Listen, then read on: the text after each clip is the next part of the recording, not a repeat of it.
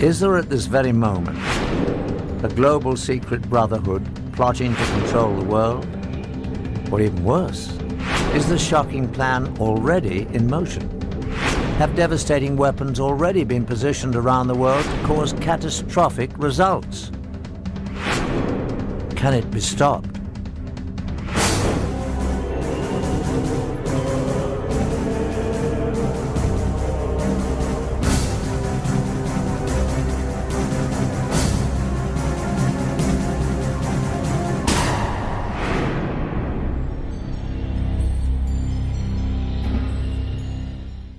Hello, I'm Patrick McNee.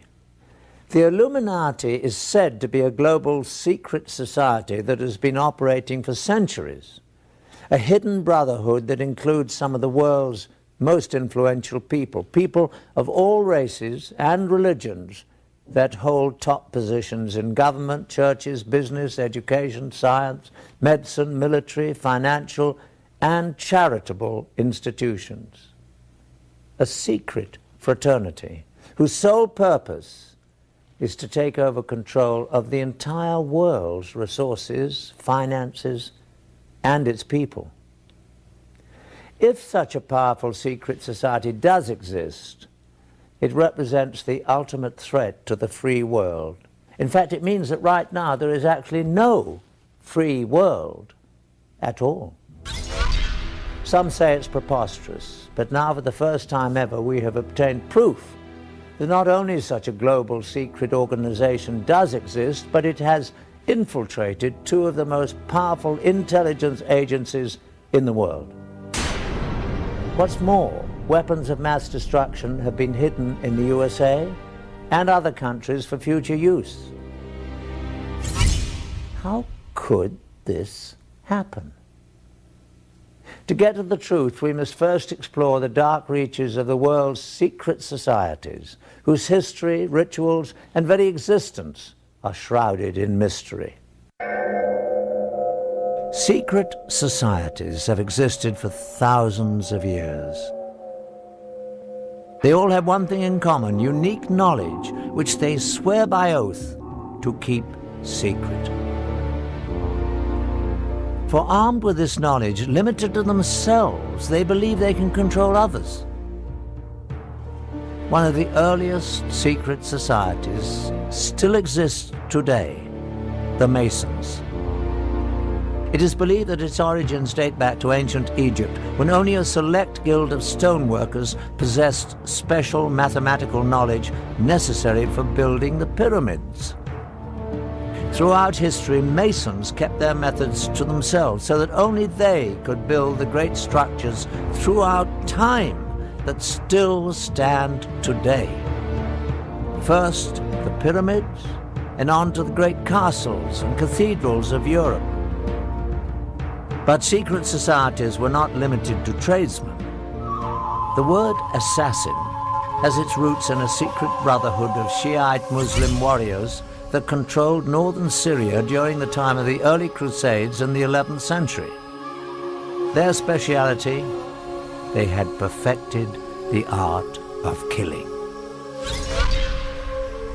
The sect was founded by Hassan-i-Sabah, called the Old Man of the Mountain, who ruled from a remote stronghold. Hassan indoctrinated his devotees with the promise that if they fought and died for Allah, they would live forever in paradise, full of heavenly and earthly pleasures. He used the gruesome power of torture and murder to give his teachings special impact and assure complete discipline and devotion. Hassan gave hashish to his fanatical disciples to induce a feeling of invincibility before sending them on suicide missions. Hence the name assassin was derived from the word hashashin, or hashish user. By 1100, the assassins were said to number over 70,000 fanatically devoted members. About the same time in history, another secret brotherhood was created, the Templars. The Prieuré de Sion, Priory of Zion, was a chivalrous fraternity created in medieval France with the purpose of preserving the Merovingian bloodline and returning them to the throne of France. Their official headquarters was the Abbey of Notre-Dame du Mont de Sion in Jerusalem. In 1117, Baldwin I, King of Jerusalem, found himself greatly indebted to the priory for their services in helping him attain the throne. In return, the king negotiated the constitution of the Knights Templar as the military and administrative arm of the Priory of Zion. The Knights Templar had been created 10 years before for the purpose of safeguarding pilgrims on the road to the Holy Land. During their time in the Middle East, the Templars had contact with the Muslims, including the Assassins. In fact, after the Crusades, because of the enemies they had in common, the Assassins took refuge among the Templars, imprinting the Christian soldiers with much of their fanatical and deadly ideas. As the Templars developed, they became not at all an orthodox Christian organization. But their secret rituals and doctrine were much more mystical, heretic, and occult-oriented.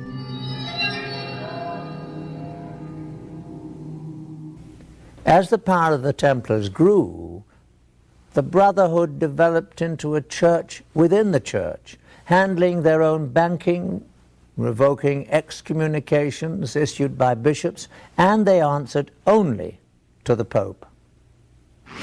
Everything about the Knights Templar has at least an element of mystery about it. Right from its beginnings, it was founded just after the First Crusade, which had reopened the way between Europe and the Holy Land. And in about 1118, 9 French knights, all of whom were connected with the court of the Count of Champagne, went over to the Holy Land with this mission, they said, to protect the roads and the pilgrimage routes, to make them safe for pilgrims who would now be able to visit the holy places. Now, once they arrived in the Holy Land, there's actually no evidence that actually did anything for 9 years or so. And right from the beginning, there's something that doesn't quite connect. And there's other evidence that this mission of protecting the pilgrimage routes was actually just a cover story. They actually went there for another reason. For some reason, these 9 knights thought that there was something to be found there. There's certainly evidence that they excavated beneath the Temple Mount. Archaeologists have actually found Templar artifacts from those excavations. As it turns out, the Templars spent very little time on the roads at all. Most of their 9-year stay was spent digging out old tunnels under the Temple Mount, the original site of the biblical Temple of Solomon. What were they looking for? The temples of Solomon had long since been destroyed. Yet in times of trouble, the priests were known to have hidden religious treasures in secret underground vaults until it was safe to remove them. The Bible tells us that the Ark of the Covenant and other treasures of the temple survived several foreign invasions in this way.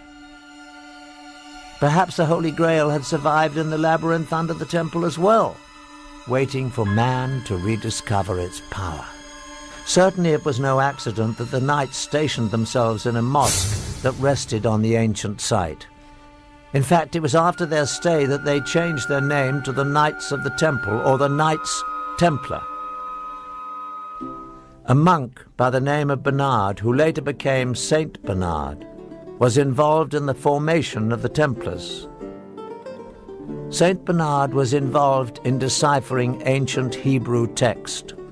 Bernard, although in many ways a very worldly person, was also very spiritual. In ways that are quite odd for his time, he was very much into the feminine side of religion, very much into the Black Madonna cults of, particularly of the south of France, which are very kind of mysterious, almost pagan. He had a great veneration for the feminine, embodied in lots of ways in the Virgin Mary, which was actually quite unusual for his time, and that appears to be the thing that drove him more than anything else. St Bernard was a very learned man again for his time, yes, he studied Hebrew texts, studied other texts as well. It could well be something that he found in there that gave these people the idea that there's something worth having in Jerusalem. It's speculative, but it's a good speculation. It seems a very logical thing. You have people studying these old documents who suddenly want to get their people to some of these old places mentioned in these documents. They're looking for something. Personally, I honestly don't know what it was they found, except that people considered it important. Nobody knows for sure. Whatever it was, nobody knows where it went. And it's a real mystery. But there's no shortage of theories, any of which could be correct. Documents, Ark of the Covenant, Holy Grail, whatever that is, but they certainly had their secret. A very old text records the find. We repaired to the secret vault and let down one of the companions as before. The sun at this time was at its meridian height, the rays of which enabled him to discover a small box or chest standing on a pedestal curiously wrought and overlaid with gold.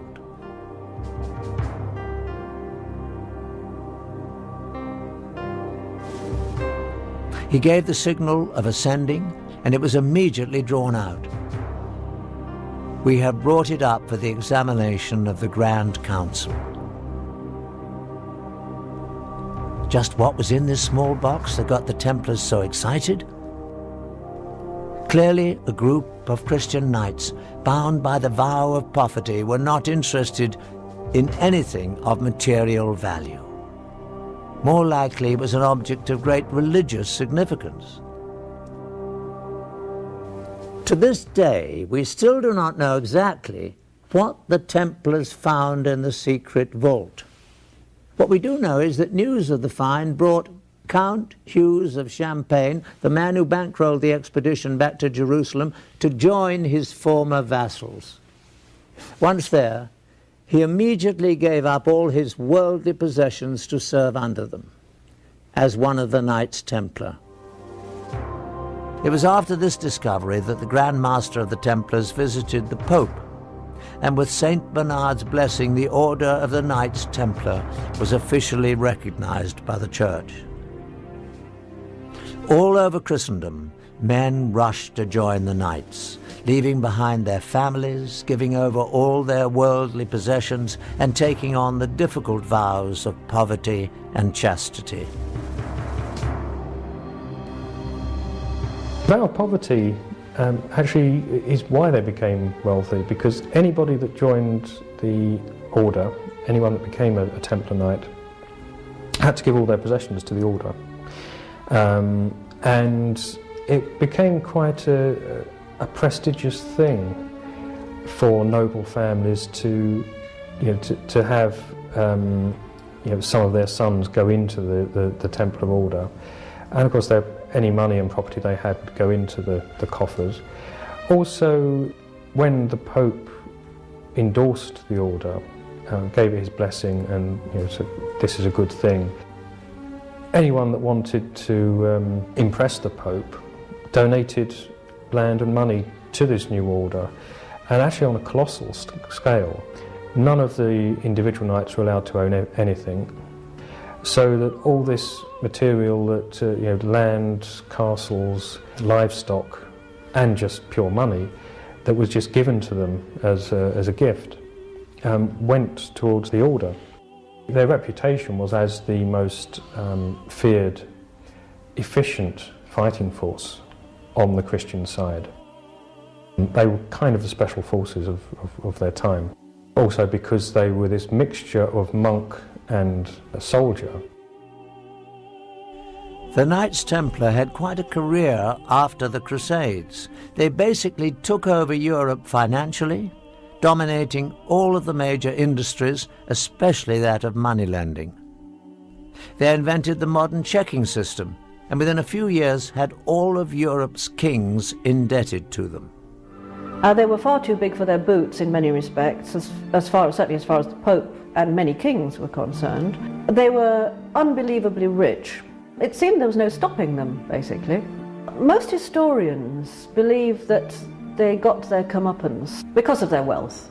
Essentially, the French king who started the suppression of the Templars, Philip the Fair, essentially that he was jealous of their great wealth. And it is generally thought that he used accusations of blasphemy and sacrilege against them, but really he wanted their money.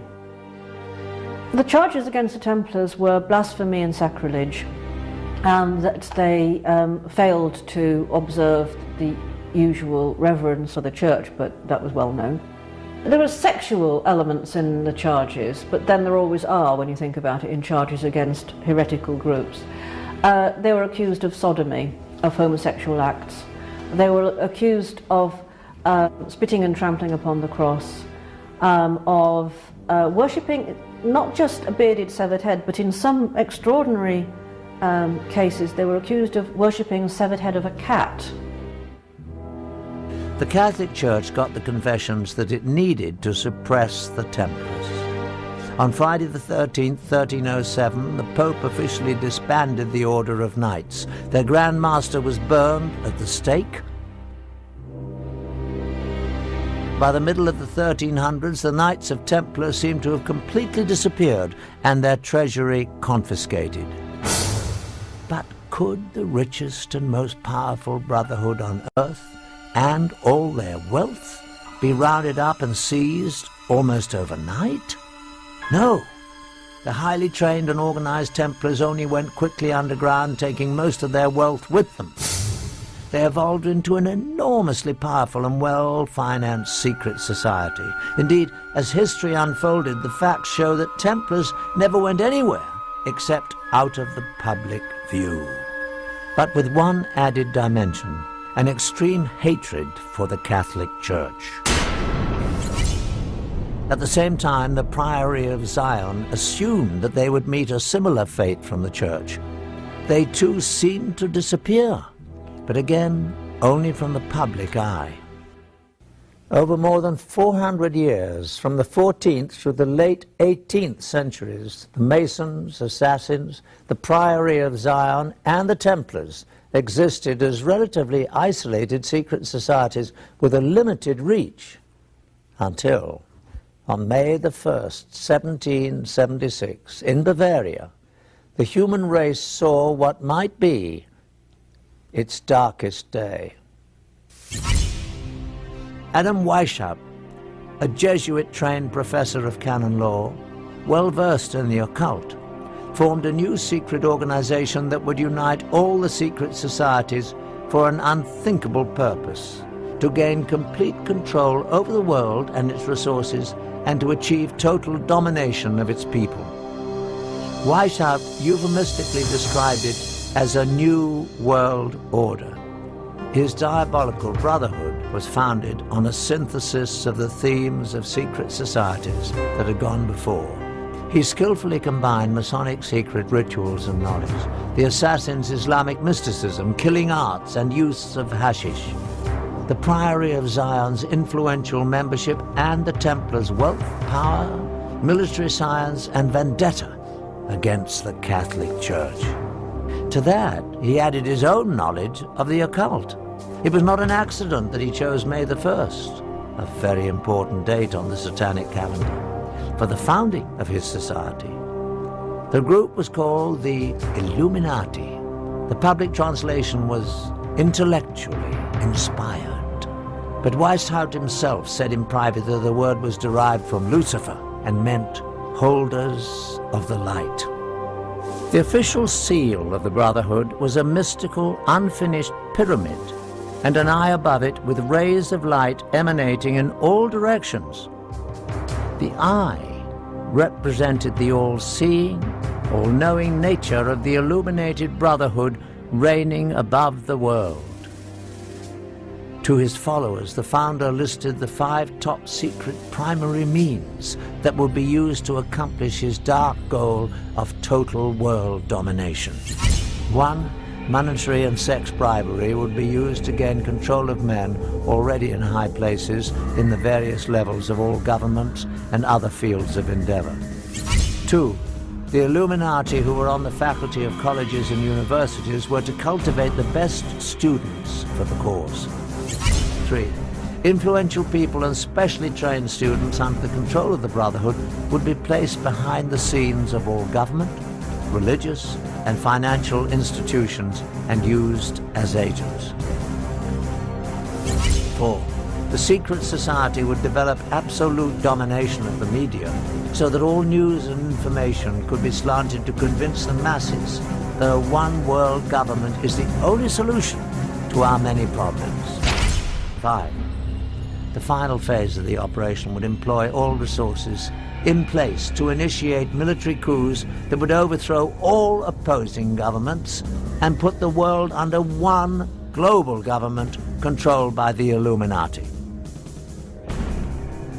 The group was originally composed of 32nd-degree Masons and used various Masonic lodges as recruiting grounds and fronts. The highest-ranking Mason to be recruited was a nobleman from North Germany, Baron Knigge, also known as Adolf Francis, a major player in the European Masonic scene. The Illuminati were extremely secretive, even identifying themselves and their chapters by assumed classical names. For example, Weishaupt was Spartacus, Knigge was Philo, the headquarters was Eleusis, Austria was Egypt, etc. Dates were given in a sort of cryptography. Under Knigge's guidance, the ranks of the Illuminati grew to over 3,000. But so much rapid success also brought opposition. The Jesuits especially had fought the Illuminati from the first, and eventually all priests became its active enemies. The Catholic Church went on the offensive against the secret brotherhood. In fact, priests raised so much opposition that the governor of Bavaria declared the Illuminati to be an outlaw conspiracy by edict in 1784. Many Illuminati were imprisoned, and some, including Weishaupt, were forced to flee the country. Soon, not only Illuminism, but also Freemasonry was forced out of Bavaria. By the end of the 18th century, the Illuminati seemed to have completely disappeared everywhere. But the Illuminati was not really gone any more than the secret societies that preceded them. They just went underground and added one more item to their list of dark goals: infiltrate and bring down the Catholic religion. When we look around the world today, what do we see of the secret societies? Masonic chapters exist in the open all around the globe as a mainstream organization. The Order of Knights Templar today exists as the top-ranking Masonic organization in the York Rite of Freemasonry. What goes on inside Masonic halls is still relatively secret. Probably known only to their upper echelon members are the dark rituals, goals, and the vendetta against the Catholic Church. The Masons and Templars have very effectively integrated themselves into the world's most respected societies. To a lesser degree, the assassins have appeared publicly periodically throughout history. In the early 1800s, they were visible in India as they came under the direction of the Aga Khan, who they believed possessed divine powers. In the latter 1800s, the Aga Khan brought them to Afghanistan, where they developed a lasting relationship with the British. Later, the Aga Khan's descendants further infiltrated Western culture. One prominent example was when Prince Ali Aga Khan, grandson of Aga Khan II, married American actress Rita Hayworth. Are the assassins, as a secret murderous order, now a thing of the past? The bloodshed occurring today at the hands of Islamic extremists would say the assassins are alive and well. The Priory of Zion also continues to this day. In fact, it has been reported that a number of illustrious figures in history have served as the Priory's Grand Masters, and there is corroborating evidence. In 1975, a discovery was made in a Parisian library.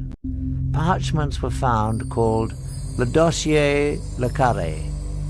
These documents indeed reveal that some of the secret members were Leonardo da Vinci, Victor Hugo, and Sir Isaac Newton. The Priory has been credited by some with the creation of the European Union. Former President of France, François Mitterrand, was believed to be a member of the Priory, and many other powerful people. As for the Merovingian bloodline that the Scions were pledged to protect, it continues on. Through incestuous intermarriage, most of the royal families of Europe can claim Merovingian descent. And it is said that from these royal families have come all 44 of the United States presidents. These connections around the world through the Priory of Zion provided the Illuminati with the means to influence politics and power around the globe. But what about the most secret society of them all? Adam Weishaupt's Illuminati, the brotherhood that vowed to bring all the other secret societies together to control the world. Is it still actively pursuing its diabolical plan of world domination? Indeed, shocking new facts that we have uncovered reveal that it is stronger than ever today. Studying a top secret society is much like studying the current of a lake. The ripples on the surface give us clues to know what is going on in the darkness below. The Illuminati's grand plan required that it infiltrate the governments of all countries around the world. In our extensive investigation, we focused on just one target, the former Soviet Union, to see how it was manipulated by the Illuminati. An effective way to gain control of a government would be to penetrate its intelligence structures. Newly released information from the files of the KGB provides some unprecedented insight. Now that the Cold War is over, some highly classified information is being smuggled out of carefully guarded vaults in what used to be the Soviet Union. With the change to a market economy here, many items never before available to Russians are finding their way to the black market. They say that everything is for sale in the new Russia, including state secrets and the spies who kept them. After the collapse of the Soviet Union came the dissolving of the KGB. The new government formed its own new security and intelligence agencies, employing many of the old KGB personnel, but leaving many without jobs. Even those with employment were often not paid as promised. We found that many former KGB employees were eager to give first-hand accounts of their classified activities within the agency for the right price. However, when the subject of the Illuminati was introduced, no amount of money could induce anyone to talk about it. We took this as a definite sign that we were on the right track and getting dangerously close to uncovering the presence of the secret brotherhood within the KGB.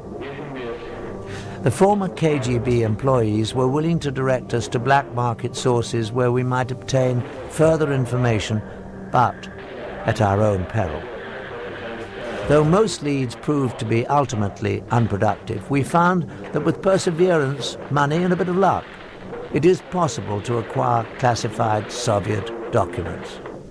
Using a hidden camera, we recorded numerous meetings over a period of months in which we attempted to obtain relevant materials.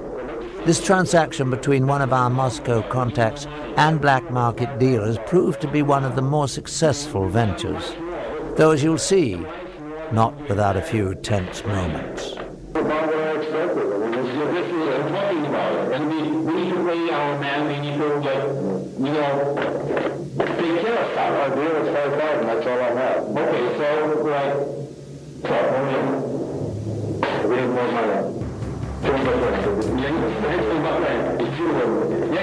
I'm talking, we need more money, okay?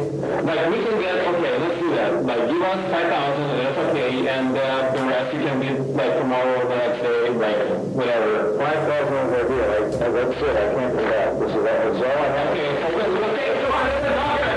Hey, run him up! Finally safe from the black market dealers, within some of these documents we found corroboration for the most valuable piece of information related to us by the ex-KGB agents. Just as we had been told, indeed, the KGB carefully recorded their activities in documents, films and tapes. And these were kept in storage in a holding facility beneath the KGB headquarters under the highest security. These were probably the most sensitive records possessed by the agency, for they would illuminate in graphic detail the most intimate activities of the KGB and possibly the connection to the Illuminati. The documents we purchased from the black market dealers represented a major breakthrough. They not only confirmed that more revealing KGB materials existed, they also told us where they were kept. Again, we went to our black market sources, now armed with this new knowledge. We believe that with the demise of the KGB, most of the safeguards protecting its records would be gone. Someone out there must have the knowledge and access to be able to supply them to us for a price. Over the course of the next 5 months, we employed our sources to try to obtain specifically these top-secret records of the KGB. This transaction between one of our Moscow contacts, an interpreter, and a local black market dealer yielded astonishing results. The location of this meeting is a textile factory in the Zakorniki district of Moscow. This is the office of the Russian entrepreneur who owns the plant and uses it for both legitimate and illegal business. After introductions and some initial small talk, the dealer is asked whether the KGB materials are on the premises.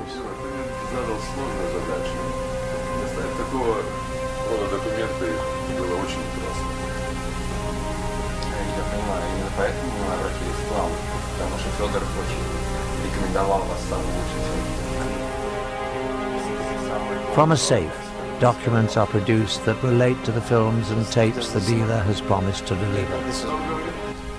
After an inspection of the documents and a cursory verification of their authenticity, the transaction is completed.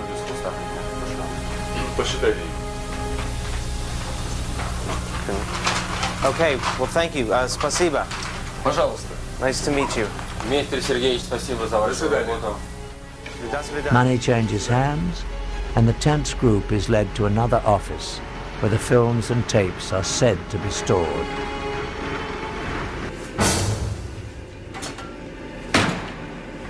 And finally, the graphic films, tapes, and documents we'd heard about surfaced.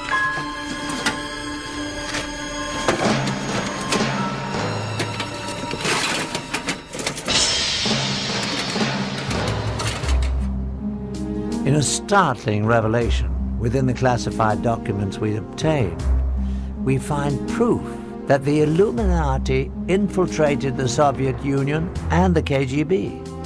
These communiques between two high-level KGB agents actually refer to the original illuminated one, Adam Weishaupt, by name. They go on to allude to a connection with two past rulers of Russia, Joseph Stalin and Nikita Khrushchev. Our mission to place agents within the walls of the Vatican is a goal that the founder Weishaupt talked about 200 years ago. It is something that has been attempted through the years by both Stalin and Khrushchev with no success, but I believe we can finally do it this time. What's more, in the lab our investigators made an alarming discovery. A magnified view reveals that an unnoticeable dot The period at the end of the final sentence on the page is actually a seal. It is the unfinished pyramid with an eye and triangle above it. The official insignia of the Illuminati, a marking used by the secret society since its creation in 1776. The KGB was determined to infiltrate the Vatican. Why would this, of all places, be of such critical interest to the Russians? The answer is simple. The Russians would have no interest in the Vatican, but the Illuminati would. Not only would it further the vendetta against the Catholics, but it would be important for the greater purpose of gaining control of the world. The Vatican may be the most powerful force on the planet for influencing people. Policies dictated by the Vatican affect 1 billion people spread across the globe on every continent, in comparison to less than 300 million under the direct influence of the US or the former USSR. Reigning at the top of this vast empire of followers is one man, the Pope, whose words and wishes are considered by his followers to have divine inspiration. No other person on earth has such extraordinary power and influence. The Illuminati would have a great interest in exerting whatever influence they could on the Pope and his advisors. The KGB had a staff of agents permanently assigned to Rome, but the Vatican City exists as a very closed world, an officially recognized independent state with its own government. In effect, it is a sovereign state existing within the city of Rome. Surveillance of it from the outside is very incomplete.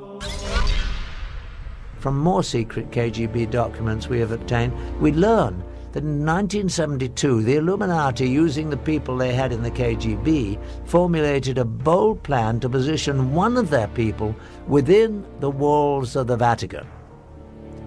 Again, the period at the end of the final sentence on the document is actually the miniature pyramid and eye, the official insignia of the Illuminati. At last, the secret brotherhood could begin to control the Catholic Church from the inside. An agent was sent to the Vatican posing as a Ukrainian priest, driven from his country by the communists for anti-communist rhetoric. He was quickly accepted by the pro-American Vatican clergy. After only a few months, he achieved his primary objective, gaining the confidence of the office of Cardinal Vilo, the Secretary of State of Pope Paul VI. In this exclusive KGB film footage we obtained, on the right is the agent posing as a priest.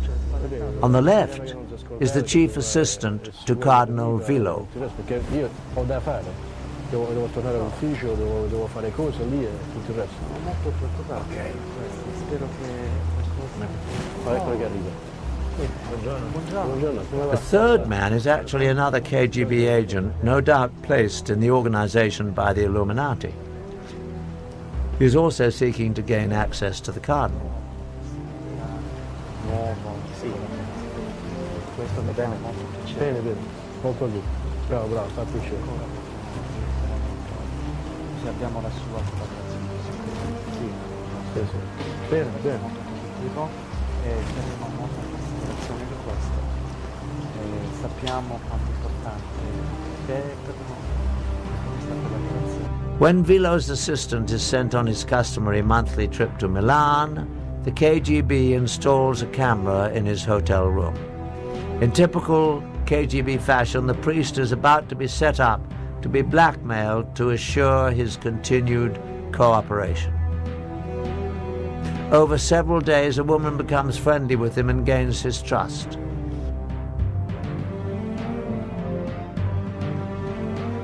The film shows that the trap was well set.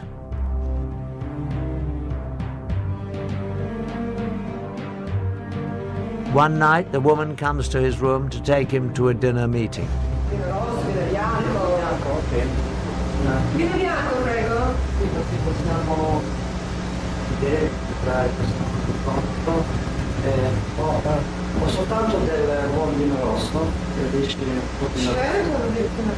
Va bene. While he is briefly away pouring drinks, she takes off her blouse.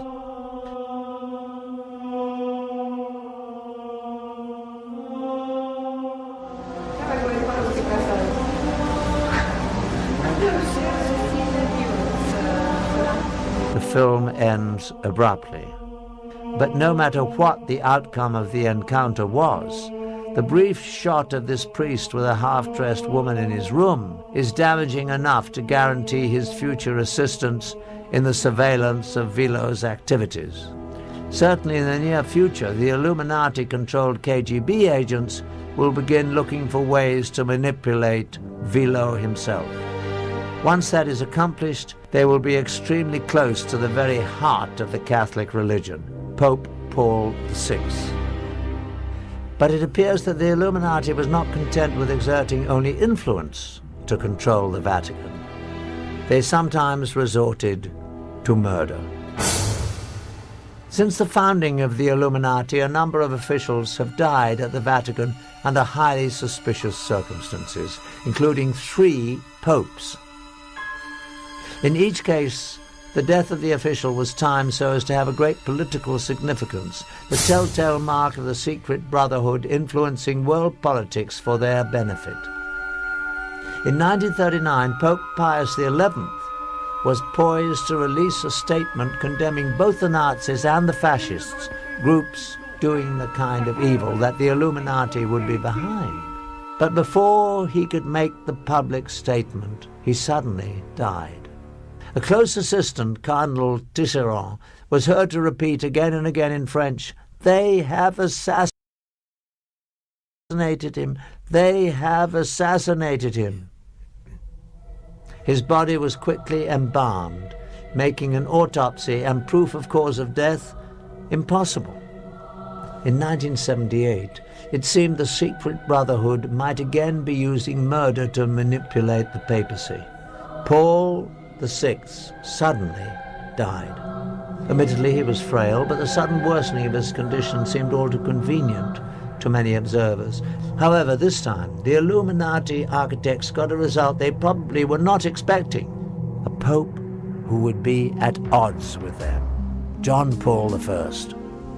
Almost immediately after he took office, the new pope showed a great deal of independence.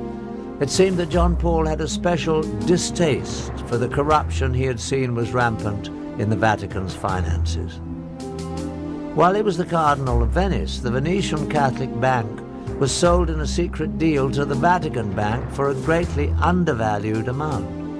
Profits reaped by a few were estimated at more than $70 million, but the losses to the Venetians were great. The clergy of Venice even lost their pension funds. Instrumental in the deal were bankers Roberto Calvi, his mentor, Sindona, and the director of the Vatican Bank, Bishop Marcinkus. After John Paul became Pope, these 3 were still in charge of investing much of the Church's money. In his new position, the pontiff had the power to investigate them and publicly bring out the facts. Altogether, he was poised to uncover illegal dealings that involved almost $1 billion. This would be a serious blow to the Illuminati, who were certainly behind the criminal financial dealings. The danger to the Pope became shockingly clear one day at a private meeting between John Paul and a Russian Orthodox Archbishop, Nicodim. As the meeting began, coffee was poured. Nicodim took the first sip and almost immediately collapsed to the floor and died. His face was very contorted in a horrible and unnatural grimace, as if the death was very painful. The stunned Pope carefully put down his own cup before he sipped. Certainly it came to his mind that the coffee must have been laced with poison that was meant for him. The official doctor, however, quickly proclaimed that the Archbishop had died from what had become the standard cause for deaths at the Vatican, a massive coronary. All the facts surrounding the mysterious death of the Russian Archbishop Nikodym pointed toward an assassination attempt and a cover-up. The Russian's body was embalmed very quickly after his death, without a prior complete medical examination. After the embalming, it would be impossible to perform an accurate autopsy to determine the cause of death, particularly if it involved poison. Also, the coffee the Archbishop drank was never collected for analysis, and no forensic investigation was ever carried out. Although the proof was gone, to many it was clear that the Pope had narrowly escaped being murdered only 10 days after he was elected. The experience proved so frightening that John Paul called a secret meeting with his top 4 cardinals to discuss the situation. The meeting took place on September the 28th, 1978. Only the 4 cardinals and the Pope were in the room. To this day, it is not known exactly what was said, but afterwards, the Pope was moved to take action. He ended the term of Cardinal Vilo as Secretary of State. This was the same Cardinal Vilo whose assistant had been blackmailed in the KGB films taken in 1972. Over the 6 years, this cardinal must have also been drawn into the Illuminati's web.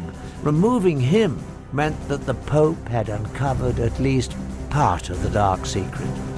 But even John Paul could not avoid his fate at the hands of the Illuminati. That night, the pontiff retired earlier than usual and took with him detailed notes of the secret meeting to deliberate upon. At 5 a.m. the next morning, the Pope's closest attendant, Sister Vincenza, became concerned. His Holiness had never overslept before. She peered inside his door. John Paul appeared to be sitting in bed with a light on as if he were reading. Various papers were around him. But to her horror, his face was frozen in the same agonized contortion she had seen on the face of the dead Russian Nikodym only days before. After only 33 days as Pope, John Paul was dead.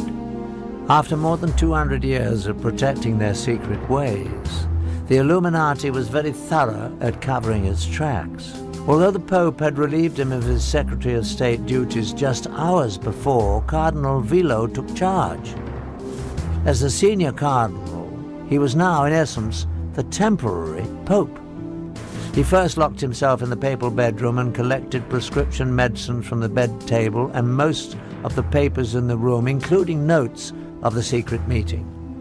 Also taken were the candies the pontiff often enjoyed while reading, and even the Pope's reading glasses and slippers. All these items were never seen again. Next, Vilo sent Sister Vincenza away to a convent after forbidding her to tell anyone that she had found the pontiff dead and anything about what she saw. And then at 6:10 a.m. he ordered embalmers to be summoned. But the most shocking occurrence of all was that they arrived almost immediately. It was estimated that given the distance the embalmers had to travel, they must have been contacted at 4:45 a.m., 15 minutes before the time that the sister had discovered the Pope. At 7:30 a.m. a public announcement was issued. The cause of death was heart failure. Instead of Sister Vincenza, it was reported that the Pope's secretary, Monsignor Maggi, had found the body, and the time of discovery was changed to 5:30. By the time of the announcement, the embalmers had already done their work, just as in the all-too-similar death of the Russian Archbishop only 23 days before. Any possibility of 100% accurate autopsy was eliminated.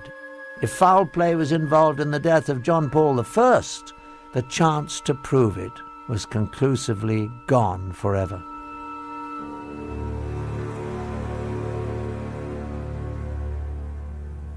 Ten days after John Paul's funeral, Cardinal Vilo assembled the conclave to elect a successor.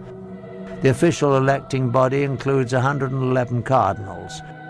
Once sequestered in the Sistine Chapel, the cardinals must invoke the power of the Holy Ghost to guide them to their decision. But in truth, the principal candidates for Pope are not determined behind the closed doors of the conclave. These decisions are made in the elegant restaurants of Rome, where the most powerful cardinals meet for their dinners and lunches. When the cardinals finally entered the Sistine Chapel for the closed-door session Sunday morning, October the 15th, 1978, it became the scene of a theatre of political manipulation on all levels, from promises whispered between cardinals to heated debates, with each ballot tensions elevated. After the 8th ballot, white smoke billowed up from the Vatican, signaling that a new pope had been elected. It also signaled a staggering defeat for the KGB and the Illuminati. The new pontiff was a staunchly anti-communist Pole, John Paul II. But the Illuminati does not accept defeat easily. On May the 13th, 1981, Mehmet Ali Agca, a man wanted in Turkey for murder, stood outside the Vatican Basilica in the crowd waiting for the Pope to ride through. According to Ali Agca's own account, John Paul came out of the Vatican about 5 p.m. in a white Jeep. As the Pope came by, Ali Agca pulled a pistol up and fired 3 times before being wrestled to the ground by the crowd. The pontiff was seriously wounded, but he would recover to continue his papacy. At first, Ali Agca asserted that he had acted on his own, but investigators became convinced that a much larger conspiracy had used the obviously unstable and dangerous man as a tool for assassination. Soon, Ali Agca admitted that the shooting was part of a Bulgarian conspiracy masterminded by the KGB. But of course, both Bulgaria and the Soviet Union denied any involvement. When the jury announced Ali Agca's conviction and life sentence, he seemed shocked that he'd been left to bear the responsibility for the crime alone. Then he began laying out the precise details of the conspiracy to Italian investigators, naming all those involved. On November the 25th, 1982, Serge Ivanov Antonov, an employee of the Bulgarian National Airline, was arrested in Rome and charged with involvement in the assassination attempt. Soon, the list widened to include 3 other Bulgarians and 4 Turks. In July 1983, as Agca was being transported to another facility, the world saw him publicly admit the KGB connection, as he shouted to reporters that the KGB and Bulgarian intelligence services were involved.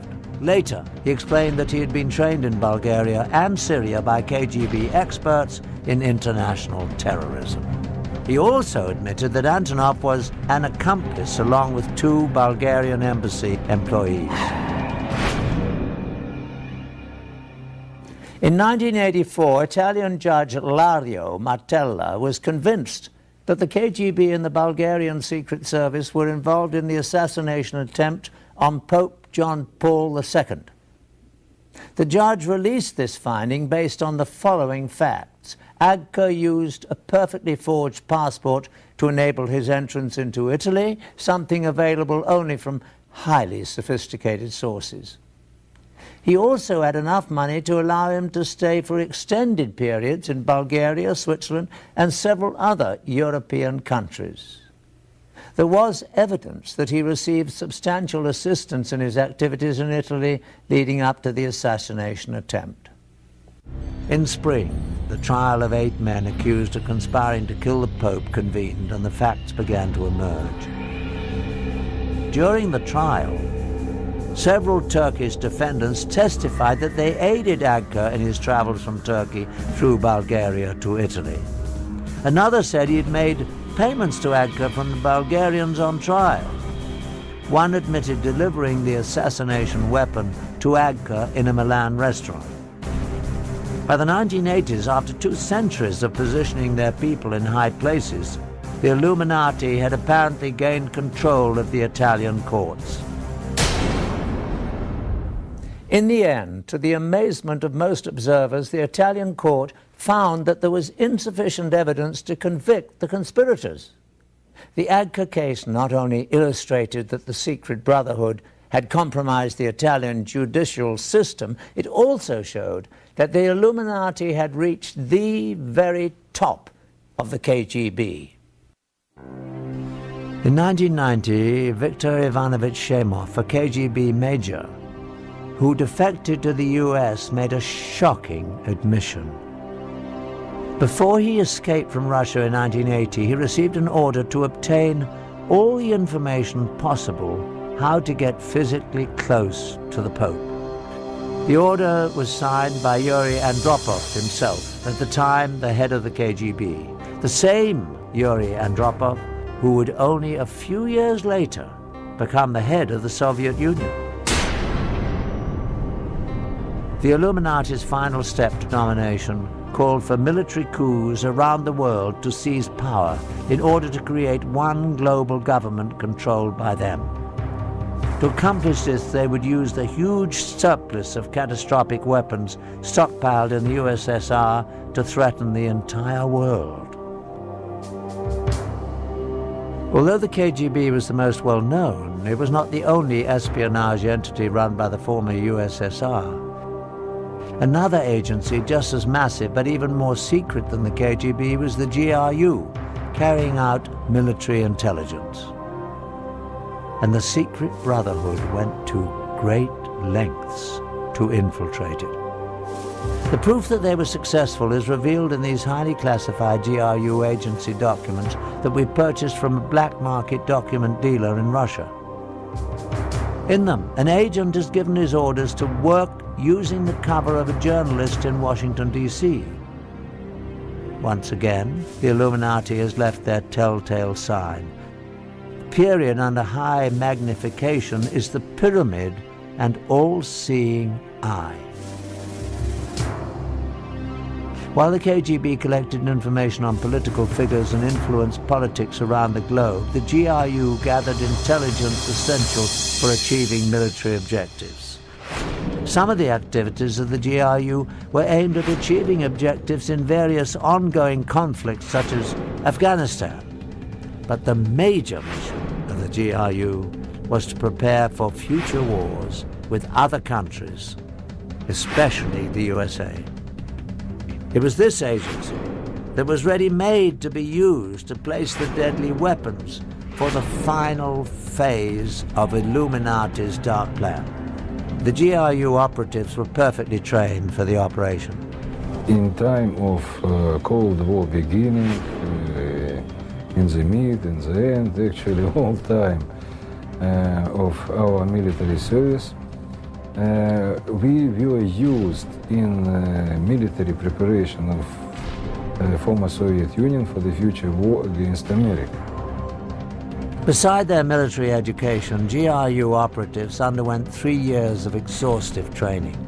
They learned to use all the tools and techniques of the spy, and they became experts in explosives. Once fully trained, the GRU agents were moved to assignments in foreign countries.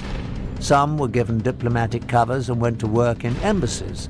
Others assumed positions as journalists, as is the case in the secret documents we obtained with the insignia of the Illuminati. One was Stanislav Lunev, a former GRU colonel, who in 1992, after 20 years with the agency, would become Russia's highest-ranking military officer to defect. In his book and in an exclusive interview with us, Lunev gives a first-hand look into the GRU. Although his face was never shown, he would not even mention the Illuminati, although he never denied their existence or involvement in the GRU. He does, however, reveal some shocking facts. In the United States, I worked in Washington, D.C. operational area under the same cover as a TASS news agency correspondent.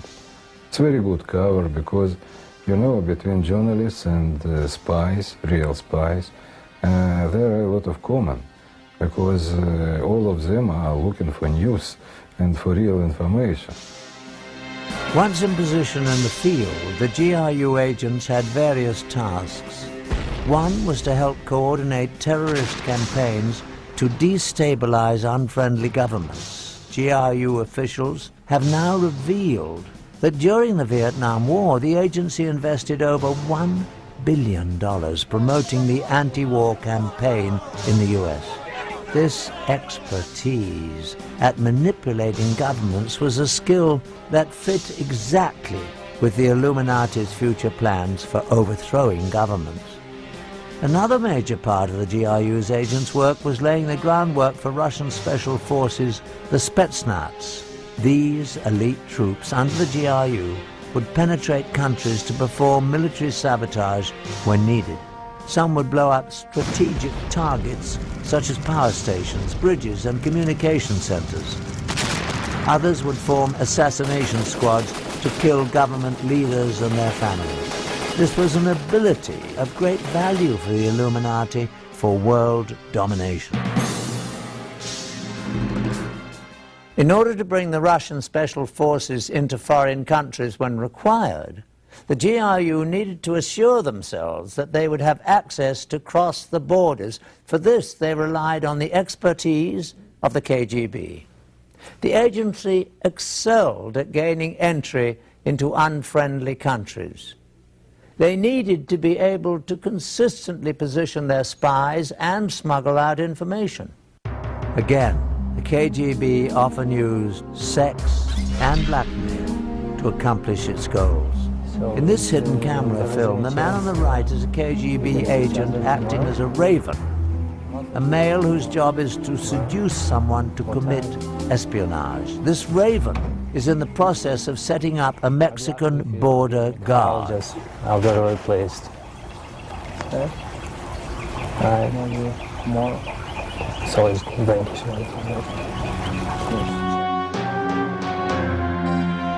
Once this border guard was hooked, KGB agents could freely cross into the US from Mexico at this station. This information would then be passed on to the GRU, so they too could use the access to bring in agents and the Spetsnaz when they were called for. So, will you call me? I call you. You will? Anyway, I'll contact you, you know what I mean? I'll call you. I'll find you there, I'll call you. Are you okay? Yeah, okay. Okay. To execute the plan for global chaos and military coups, the secret brotherhood used the GRU to position sleeper agents and devastating weapons around the world. These weapons would stay hidden in strategic places until the day they would be needed. At that time of the Illuminati's choosing, the agents would come out of hiding and the weapons used. These special operation forces commanders are very highly trained military professionals, and they will come here when real tension would be in place. And they need to have very special weapon system to destroy very highly protected targets. So they will have nuclear weapons, chemical, biological, other weapon system. The most frightening weapons to be smuggled in were the small nuclear devices that have become known as the nuclear suitcase bombs. These weapons could be moved easily by one person, but had awesome destructive capabilities. Once they were in the US and other enemy countries, the weapons were hidden in safe places and could be retrieved in time of war. It is estimated that a frightening number of these nuclear devices were positioned in the US and other countries. In all probability, these nuclear devices remain hidden in their secret locations, all ready for use today. Thanks to the newly opened files of the KGB, we've had a shocking look at how the Illuminati has over the years manipulated the world's institutions like the Vatican. And we have seen that devastating weapons have been positioned around the world. We have focused on only Russia's connection to the Illuminati. Since Adam Weishaupt founded the secret organization in 1776, its tentacles have extended into many other nations around the globe. Even the United States shows telltale signs. The most obvious is on the back of the US $1 bill. Prominently displayed are the pyramid and the eye, the Illuminati's insignia put there in 1933 by order of President Franklin D. Roosevelt. Underneath are the Latin words Novus Ordo Seclorum, which translates as New World Order.